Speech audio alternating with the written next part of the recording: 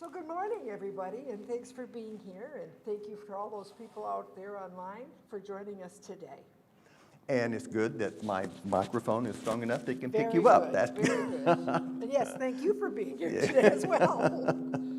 You know, whatever your faith background, your race, your gender, sexual orientation, age, or ability, you are welcome here. We come together to encourage and support one another in our individual spiritual journeys. And wherever you are in that process, we are glad you joined us today. While it is a well-traveled land, we would like to respectfully acknowledge that the land in which we gather today is the traditional territory of the Three Fires Confederacy of First Nations, comprised of the Ojibwe, the Odawa, and the Potawatomi peoples. We are grateful to work, learn, and live in this area. So now I'd like to introduce today's musician, our very own Charlene Reed, and how happy we are to have you with us today. Thank you. I don't have a microphone, so And I'm glad to have Joanne with us doing the platforming with me today. And so we do normally open in prayer, and let us do so. So I ask you to just prepare yourself for a prayer, and I'm going to ask Joanne to open us in prayer. Okay, great. And I'll just go, oops, with the magic prayer. Okay. Sometimes I identify so closely with my day-to-day life that I lose sight of my divine nature. Today I remember and reclaim who I am. I am a limitless spirit, expressing uniquely at the point of me. I boldly affirm I am not my body. I am the one who lives in my body. I am not my emotions. I am the one who feels my feelings. I am not my thoughts. I am the thinker of my thoughts. Beyond and behind the physical, emotional, and mental activity is the real me.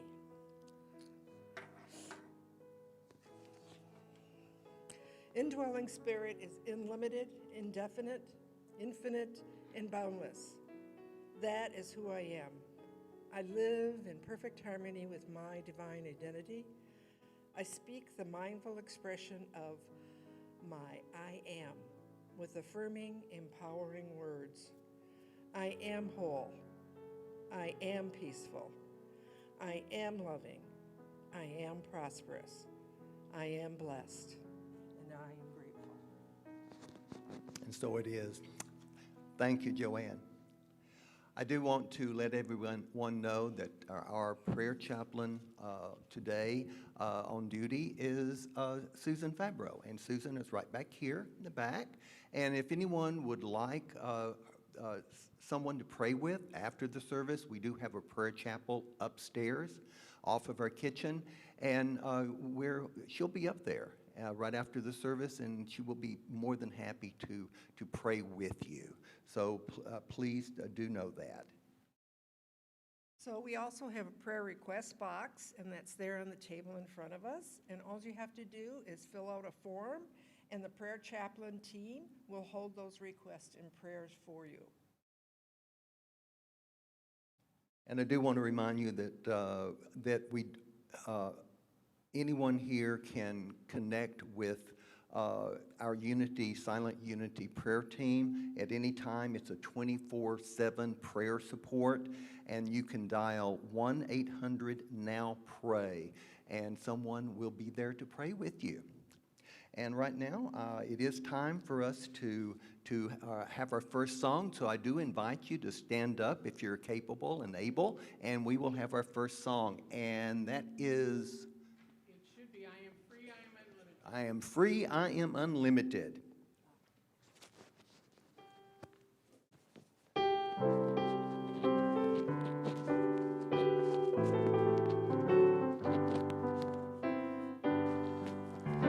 Free, I am unlimited. There are no string chains that bind me. I am free, I am unlimited. right now, right now. I am free, I am unlimited. There are no chains that bind me. I am free, I am unlimited right now, right now. Free, you are unlimited. There are no chains to bind you. You are free, you are unlimited right now, right now.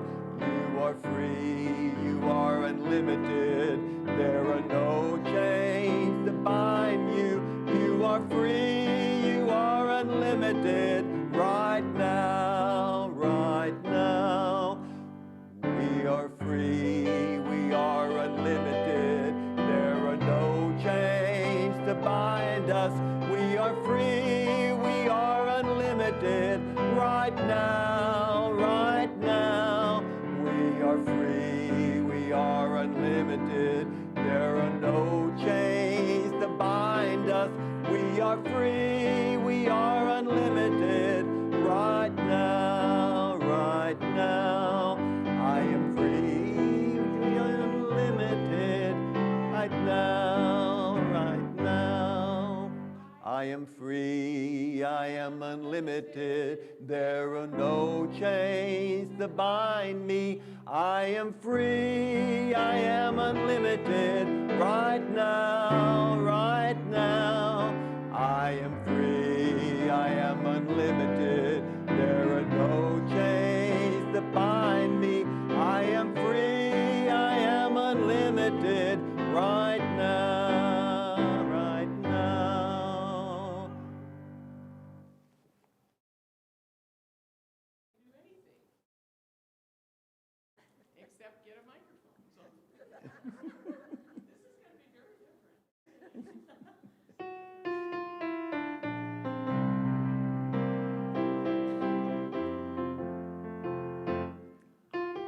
Anything I make up my mind to do, got a thing inside that I was designed to do, and nothing can hold me back if I don't want it to, 'cause I can do anything I make up my mind to do.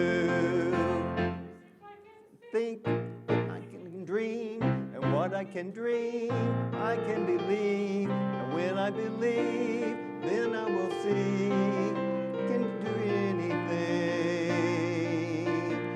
anything.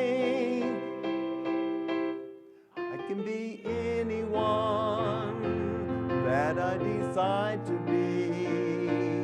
I have a great big dream growing inside of me. Can bring me down, 'cause I know what's with me. I can be anything that I decide to be. Think, then I can dream.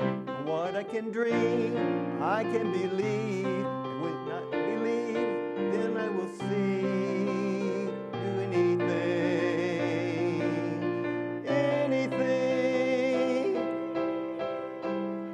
I can do anything I make up my mind to do. I've got a thing inside that I was designed to do.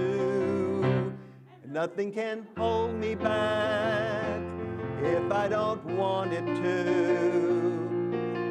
Nothing can do anything I make up my mind to do. I can do anything I make up my mind to do.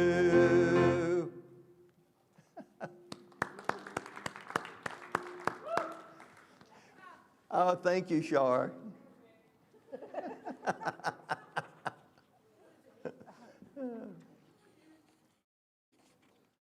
So time for blessing of the children, if there's any children.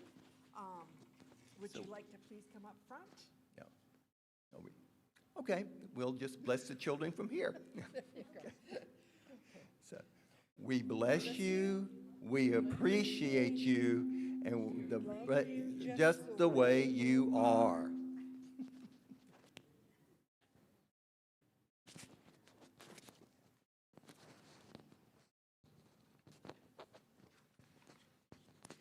So Unity Spiritual Center of Windsor is a progressive spiritual community that emphasizes personal growth, living consciously, and making a positive difference in the world.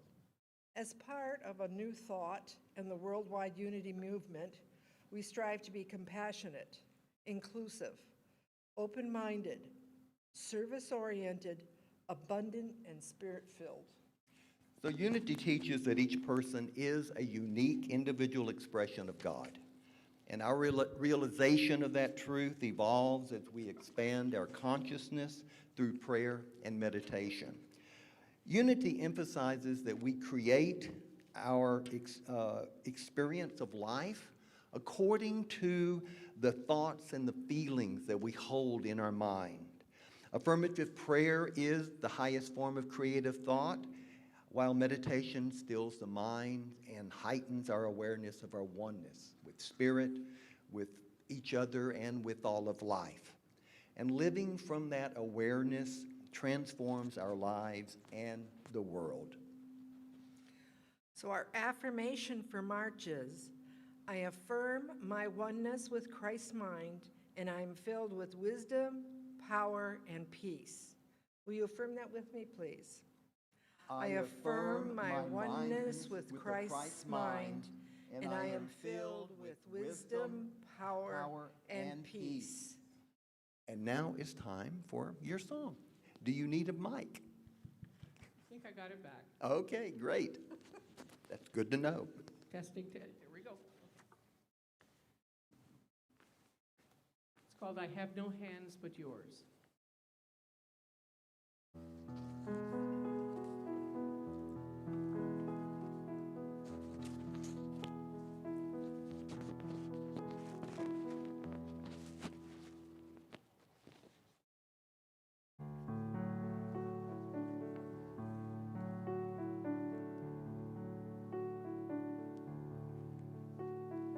I have no hands but yours to tend my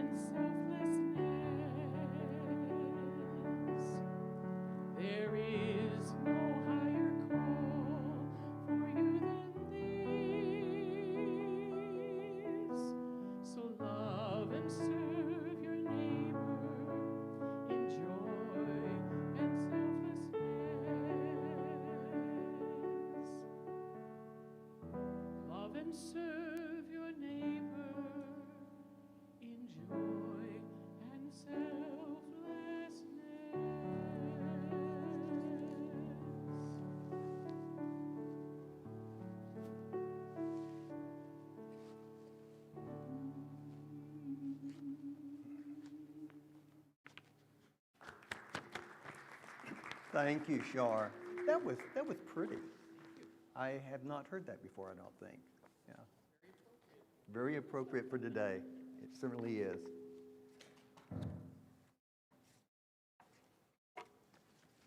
Well, good morning, everybody. And so glad to see all of you and glad to have you here. You know, we are in Lent and the Lent season. And John Smith was the only Protestant to move into a large Catholic neighborhood. And on the first Friday of Lent, John was outside grilling a big, juicy steak on his grill. And meanwhile, all of his neighbors who were good Catholics were eating cold tuna fish for supper. And this went on each Friday of Lent. And for those of you that aren't Catholic, don't know about Catholic, during Lent, you don't eat meat on Fridays during Lent. So here he was in the middle of this Catholic neighborhood and grilling steaks. And anyway, by the end of Lent, by the last Friday of Lent, all the men in the neighborhood got together, and they had, something had to be done about John. He was tempting them. Every Friday he was tempting them to eat meat each Friday of Lent, and they just couldn't take it anymore. So they decided to try and convert him to become a Catholic. And they went over and they talked to him. And they were so happy when he decided to join all of his neighbors and become a Catholic. They took him to church, and the priest sprinkled water over him and said, "You were born a Baptist, you were raised a Baptist, now you are a Catholic." The men were so relieved. And now the biggest Lenten temptation was resolved. The next year's Lenten season rolled around, and the first Friday of Lent came, and just at supper time, when the neighbors were sitting around getting ready to eat their tuna, there comes this wafting smell of steak sizzling on a grill. And the neighborhood men could not believe their noses. What was going on? They called each other and decided to meet over in John's yard to see if maybe he had just forgotten that it was the first Friday of Lent. So they arrived just in time to see John standing over his grill with a small pitcher of water. And he was sprinkling water over his steak, saying, "You were born a cow, you were raised a cow, now you're a fish." Anyway, I thought that was an appropriate joke for this Lenten season. So we're continuing today on a series. I'm doing a series of talks where we're looking at our 6 core values that we have chosen as our spiritual community here at Unity Spiritual Center. And you know, core values are traits or qualities that you consider not just worthwhile, okay? They represent an organization's highest priorities and deeply held beliefs and their core fundamental driving forces. Our chosen core values are the heart of what our spiritual center and what we as its members stand for in the world. In October 2018, we met together and we chose the core values of service, spirit-filled, compassionate, inclusive, open-minded, and abundant. You know, as a dynamic, evolving, and growing spiritual community, it is possible for core values to change and others to be added. So periodically, it's a good to review one's core values, which is what we're presently doing. So last month, we explored our core values of service and spirit-filled. Jesus taught that one cannot serve God without simultaneously serving one's neighbor. In the book of Matthew and in the book of Mark, Jesus said that he did not come to be served, but to serve. And he tells his followers, whoever wants to become great among you must be your servant. this being of service and or in service is at the heart of the Christian message. As the Apostle Paul points out in Galatians 5:12 or 13 through 14, he wrote this: "By love serve one another, for all the law is fulfilled in this one word, even this, thou shalt love thy neighbor as thyself." So last month, when we looked at our core value of Spirit-filled, we recognized that Jesus was Spirit-filled. He realized his oneness with Spirit, and he lived from that oneness. He proclaimed, "I and the Father are one." He lived as that oneness, and we are called to make the same realization, to accept our divinity and to live our divinity, to live as the spiritual beings that we are. And awakening to our oneness and tapping into that very same power that Jesus tapped into, a power that dwells in each and every one of us. You know, as we also learned that the key to being Spirit-filled is making the moment-by-moment effort to align ourselves with the present moment. Because as Eckhart Tolle reminds us, it is only by aligning ourselves with the present moment that we have access to the power of life itself, which has traditionally been called God.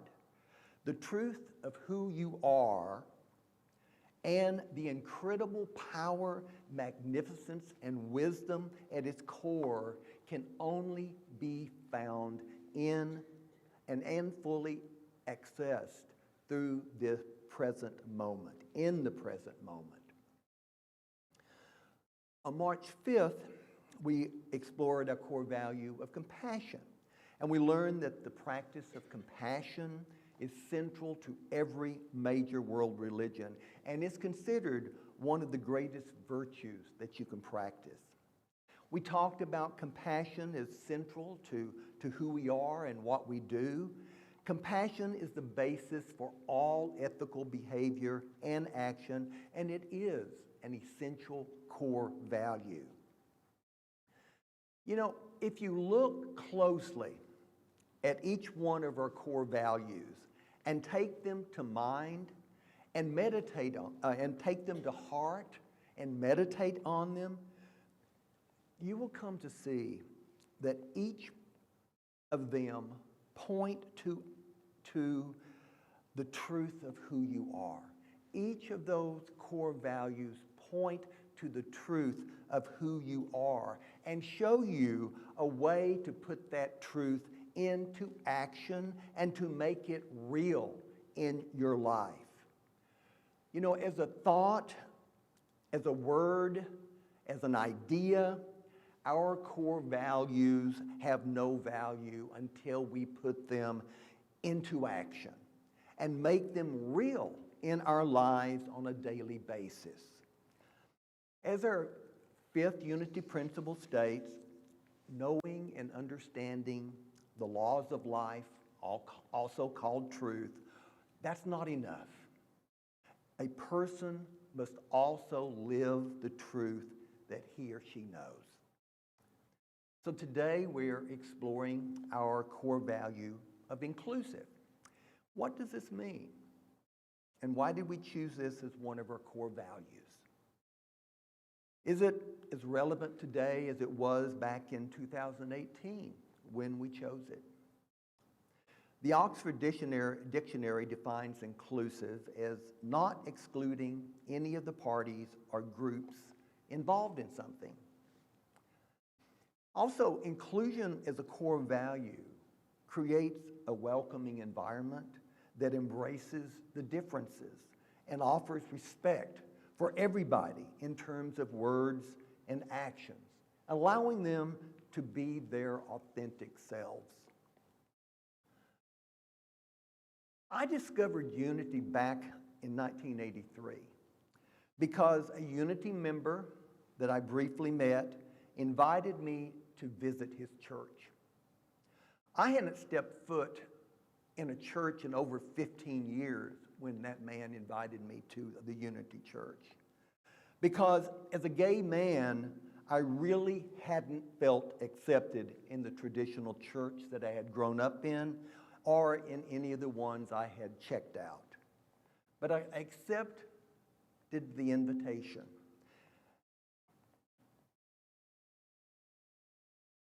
And I visited Unity of Austin in Austin, Texas.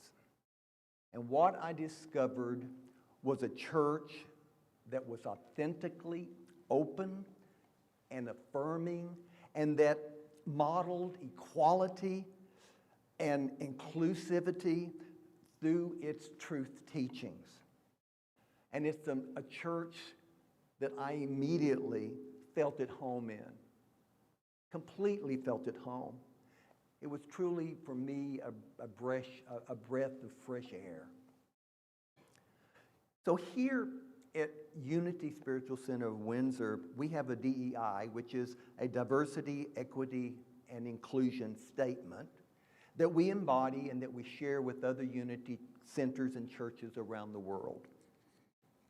Our DEI statement is this: together we embrace our individuality, we celebrate our uniqueness with full acceptance of all people, including every expression of the divine.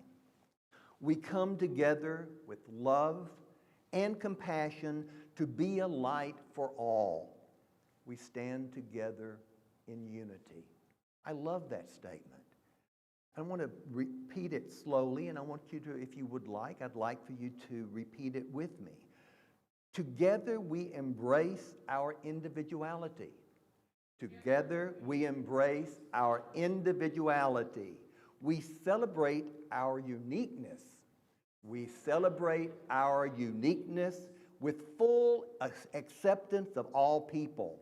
With full acceptance of all people, including every expression of the divine.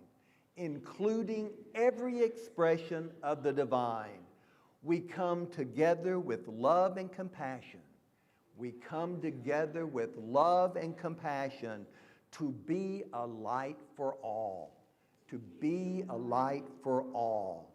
We stand together in unity. We stand together in unity.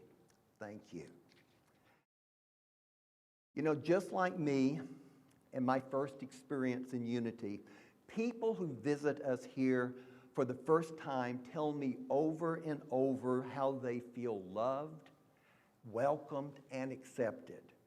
And I want to point out that it's all of you who each week come together with love and compassion. It's you who make Unity Spiritual Center of Windsor the beacon of light that it is. The beacon of light here in our Windsor community. So I just want to thank you for being that light.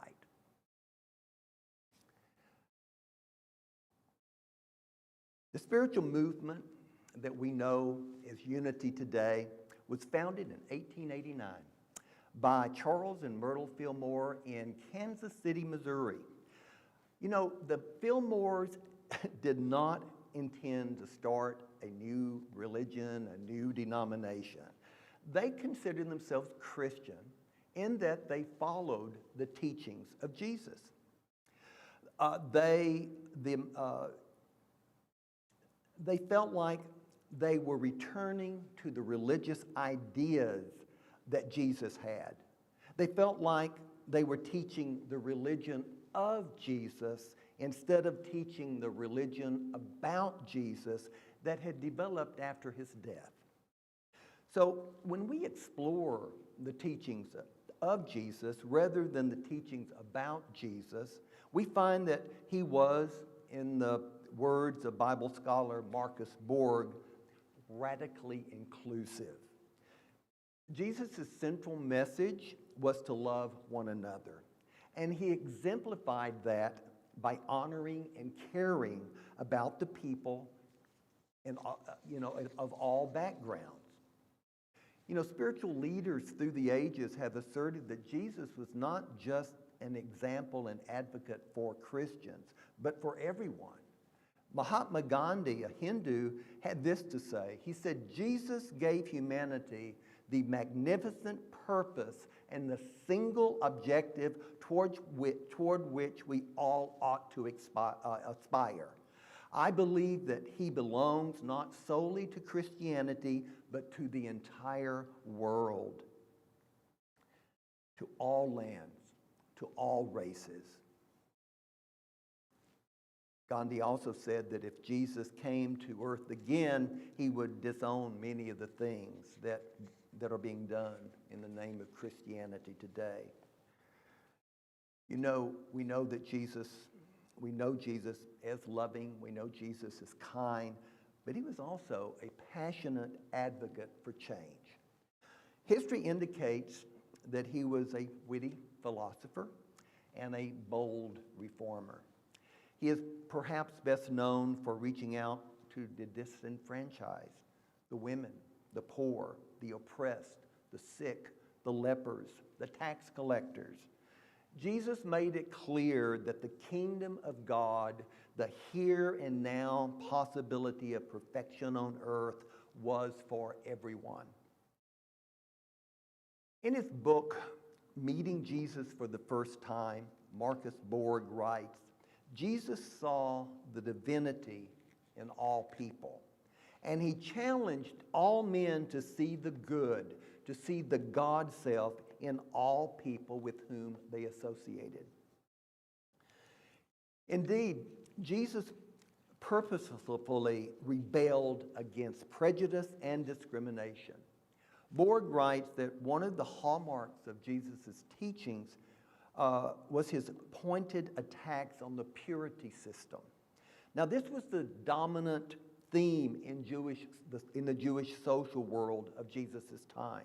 And it was focused on creating a world with very sharp social boundaries between pure and impure, righteous and sinner, whole and not whole, male and female, rich and poor, Jew and Gentile. So Jesus deliberately replaced the core value of purity with compassion.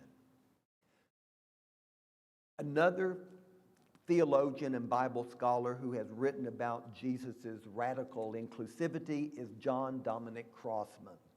In his book, Jesus, a Revolutionary Biography, in a section entitled Open Commensality, Crossman writes about how Jesus' compassion was notably evident in his habitual participation in an open and inclusive table. Commensality is the term meaning eating and drinking at the same table, which is a fundamental social activity, which creates and cements relationships. It also sets boundaries, including or excluding people according to a set of criteria defined by society. Crossman points out that Jesus was making a radical statement when he ate with the outcasts, the downtrodden, anyone who was considered impure. In fact, that's what the Pharisees, the religious leaders, were always complaining about Jesus, that he was eating with prostitutes and tax collectors and sinners. Crossman says in so doing, he outpictured a vision of an inclusive community. Through his actions, Jesus demonstrated that all people are welcomed at the table of God's kingdom.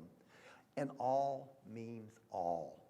Jesus was a champion of the oppressed, the living example of unconditional love, and he vehemently opposed exclusionary practices. Although discrimination in his day may have centered around gender, health, social status, and religious practices.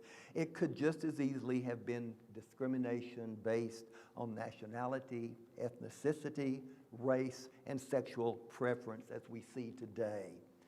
I believe we can equally expect that Jesus honored and respected people of other faith traditions. In his best-selling book, Discover the Power Within You, the late, great Unity minister Eric Butterworth wrote this. He said, I have often speculated on what Jesus would have done if he had been seated around a table with a Buddhist, a Hindu, a Muslim, and a Shintoist, discussing ultimate truth. He says, I just can't believe that Jesus would have said, you must all forsake your beliefs and come and follow me. I think he might have pointed out that the differences were chiefly a matter of semantics, and that there is an underlying principle like the Christ idea in every religion. I think he would have stressed the basic unity within the diversity of religions, pointing out the greatest need of all persons is to find the indwelling unity with God, which is found in the principle of divine sonship that we call the Christ. As far as we know, Jesus did not say anything negative about other religions. He did, however, sharply criticize his own. If you read Matthew 23, he speaks like he's lost his temper.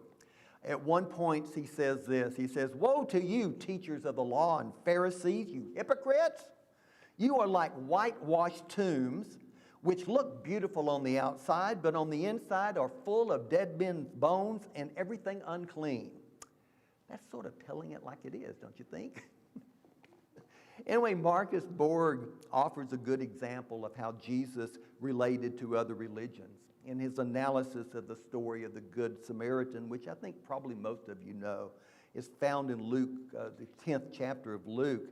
You know, on the surface, this story appears to be a pleasant tale about a kind-hearted humanitarian, a traveler on his way to Jericho, falls among thieves and is robbed and is beaten. And two people pass by and decline to get involved. A third arrives and takes pity on the man. He bandages him up and takes him into an inn and pays for his care. The teaching seems to be about practicing kindness to strangers. But in actuality, Borg emphasizes this is a radical and subversive story. Because when the traveler, who we assume was a Jew, is robbed and beaten, the two people who pass him by are Jewish, a priest and a Levite, both part of the religious establishment. And the rescuer is a non-Jew, a Samaritan. To Jews at that time, the Samaritans were a despised people. They were considered untouchables who could do no good. Thus, in this simple story, Jesus is forcing the question, do you really know what's good and what's bad? Who are the righteous and who are not the righteous? Imagine the impact of the Good Samaritan story today if it was told about a traditional Christian whose brethren pass him by, but who is then generously brought back to health and safety by a Muslim stranger. The message is clear. Don't judge by appearances, and even better, don't judge. An interesting side note is that many of today's Palestinians are descendants of the Samaritans. The parable of the Good Samaritan is just as relevant today as it was in Jesus' time. So the heart of Jesus' message of inclusiveness is perhaps best summarized in Matthew 22:37 through 40. Love the Lord your God with your heart and with all your soul and with all your mind. This is the greatest and the first commandment. And the second is like it. You shall love your neighbor as yourself. On these two commandments hang all the law and all the prophets. So Jesus put no qualifiers on his admonition to love one another. Through his teaching and his example, we see that to live with an open and inclusive heart is to know the meaning of heaven on earth. It is to know that truly we are one in Christ. Before I close this talk and lead us in our meditation, I want to leave you with two quotes. The first one is by Martin Luther King Jr., and the second by Mahatma Gandhi. Martin Luther King said, "An individual has not started living until he can rise above the narrow confines of his individualistic concerns to the broader concerns of all humanity." I'm going to repeat that. An individual has not started living until he can rise above the narrow confines of his individualistic concerns to the broader concerns of all humanity. And then Mahatma Gandhi made what I consider a very prophetic statement when he said, "Our ability to reach unity and diversity will be the beauty and the test of our civilization." Our ability to reach unity and diversity will be the beauty and the test of our civilization. Let us prepare for a meditation, and I'm going to invite Char to sing just a little bit too. As we prepare for a meditation, I do invite you to just relax into your seat. Let's listen to a little bit of music. Change my heart, oh God, make it ever true. Change my heart, oh God, may I be like you. You are the potter, I am the clay. Mold me and make me, this is what I pray. Change my heart, oh God, make it ever true. Change my heart, oh God, may I be like you. May I be like you.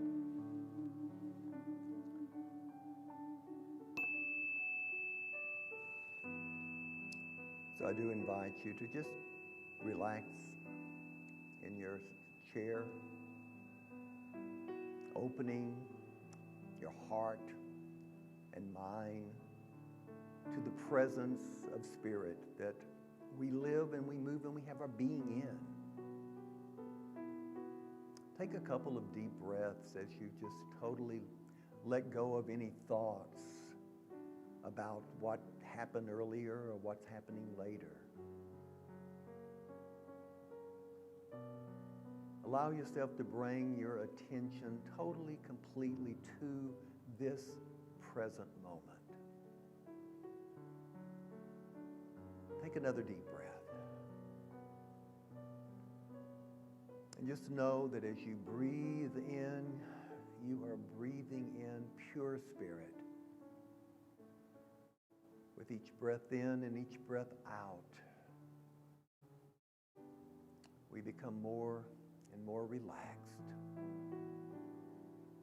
open to the truth that we are spiritual beings having a human experience,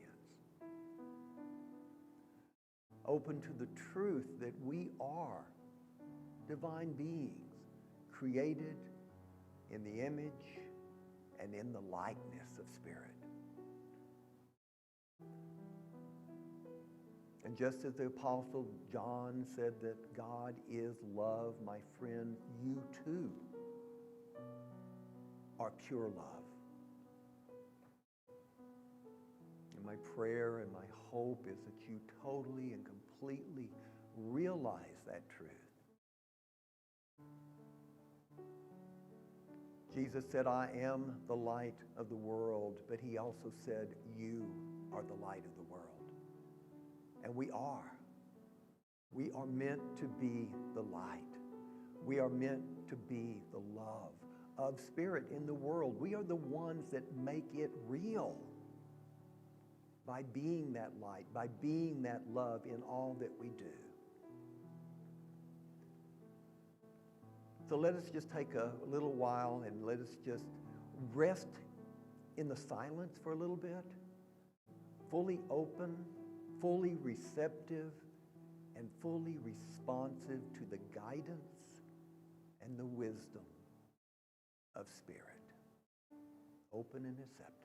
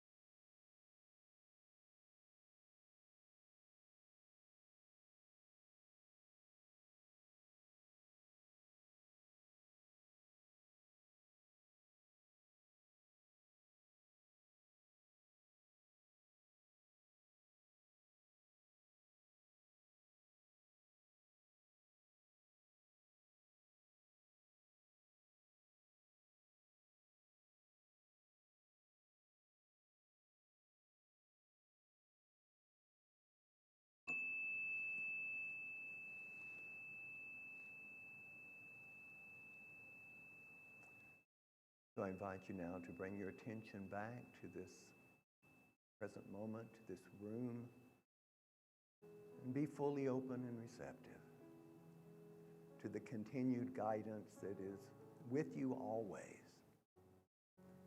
And I give you a little bit of homework. And I invite you this coming week to share your care, your love, your concern by inviting someone to join us next Sunday for our services here. We all want our community to grow, and the best advertising is always by word of mouth. So invite someone to join you next Sunday. And let them experience that love and the acceptance that is so abundant and available here. Your love, your concern, your welcoming. So as I said, that's how I discovered Unity. Someone just invited me to come. And I came. And I'm so glad I did. Who would have thought? Anyway, bless you, thank you, and go ahead. Thank you for being here. Thank you, David.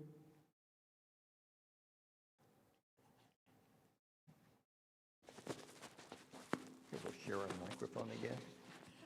I could just go like this. microphone might be, thank you for being fresh with it.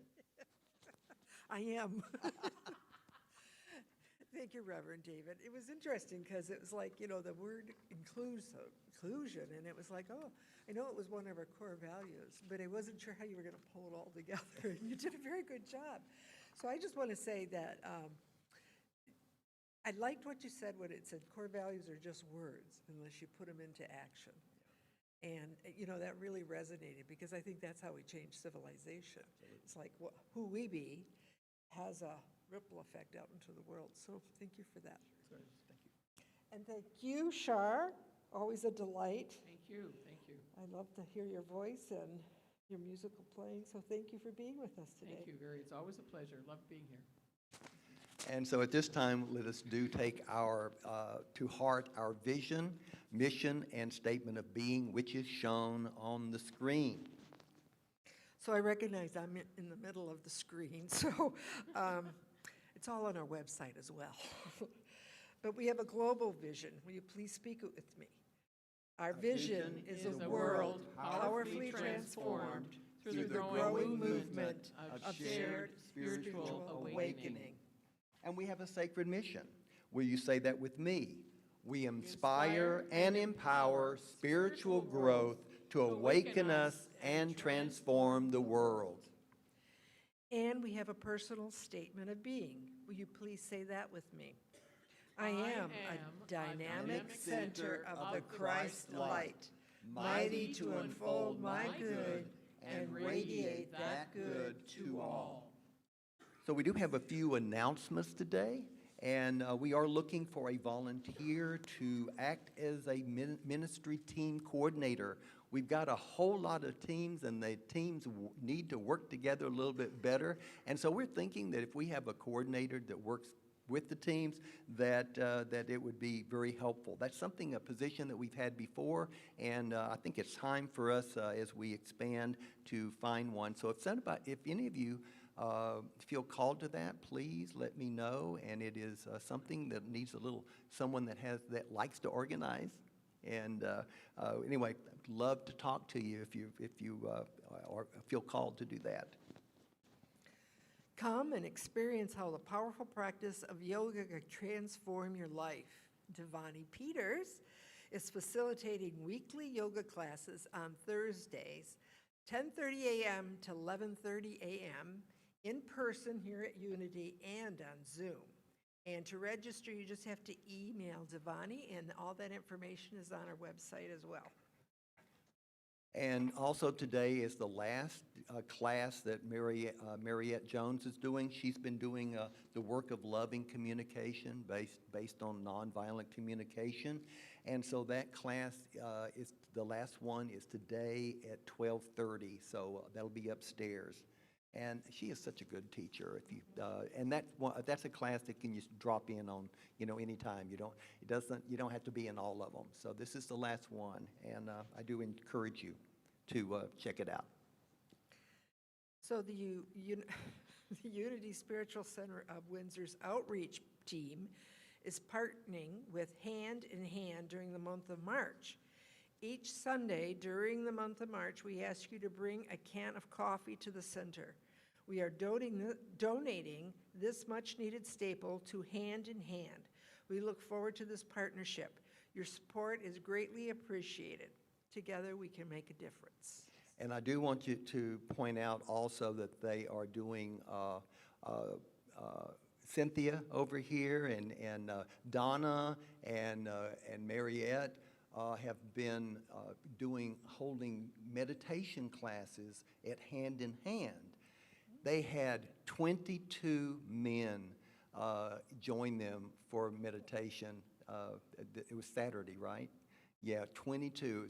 They had 19 last week and 22 this week, so they are really appreciating. I was reading some of the comments that they made. They're really appreciating that. So that's our outreach team. And yeah. So also April 8th, Ken Hart and Sean Sharkey will be facilitating a webinar. It's called The Hero's Journey from Inner Critic to Unconditional Self-Acceptance. And registration begins March the 21st. And you can look at our email for our newsletter for further explanation and description, or you can ask Ken over here. Ken, raise your hand. Ken's the one that's facilitating it with Sean, and this is a Zoom. This is a online webinar. And what time is it? It's going to 10 a.m. to 6. Yes. We have 1 hour lunch and a bunch of breaks. Yeah. So anyway, they've been doing a series of these, and anyone that has taken them know how powerful it is. So, but do check with Ken if you'd like more information. Please join us next Sunday, March 26th, as we welcome our guest speaker, Marietta Jones. I always say Marietta, but it's Mariette Jones. Mariette's talk title is A New Place. And then I do also want to remind you again that Susan Fabreau right here is our prayer chaplain for today. So she would love to pray with you if you're interested upstairs right after the service. And, okay. All of our classes, programs, and services are made possible by your generous donations. Our heartfelt thanks for your continued support. We've created many easy ways to donate, which you can find on our website. And for those of you here, we have our offering box, love offering box, right over there at the front of the door.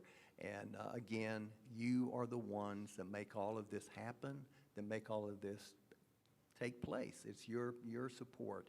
It's your support of your time, your talent, and your treasure. And we thank you so very much. And now we invite you to stand up and let's open our hearts and minds in gratitude as we close by speaking out loud or silently to ourselves our love offering prayer, followed by the peace song, and closing with a prayer for protection. Divine love in me and through me blesses and multiplies all that I am, all that I have, all that I give, and all that I receive.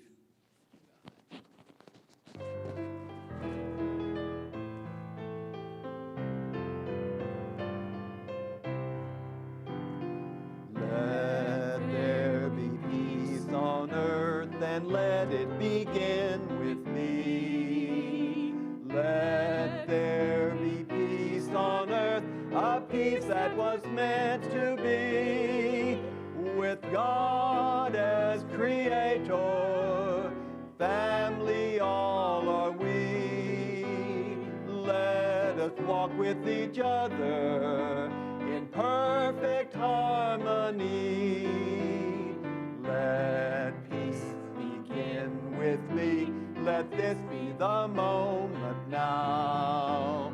With every step I take, let this be my joyous vow. To take each moment, live each moment in peace eternally. Let there be peace on earth, and let it begin with me. The light of God surrounds us. I am light. And the love of God enfolds us. I am love. The power of God protects us. I am power. The presence of God watches over us. I am presence. And wherever we are, God is.